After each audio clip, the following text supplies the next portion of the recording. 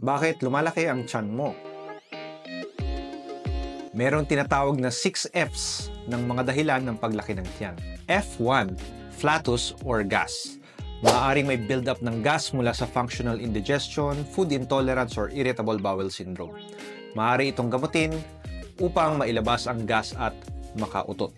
F2 or fetus. Sa mga kababaihan na nasa reproductive age, isang common na dahilan ng paglaki ng tiyan ay ang pagbubuntis. F3, feces. Kapag ikaw ay constipated, natatrap at nagbibuild up ang feces o tae sa large intestine. F4, fluid. Kadalasang nakikita ang build-up ng fluid sa tiyan sa mga pasyenteng may liver disease, kidney disease o heart failure. Ang tawag sa pagkakaroon ng fluid sa tiyan ay ascites. F5, fatal growth or mga bukol. Maraming mga cancer ang nagdudulot ng paglaki ng tiyan. Kahit anong bukol sa sikmura, intestine, atay, pancreas, prostate sa mga lalaki at uterus, ovary, cervix sa mga babae ay pwede magdulot ng paglaki ng tiyan.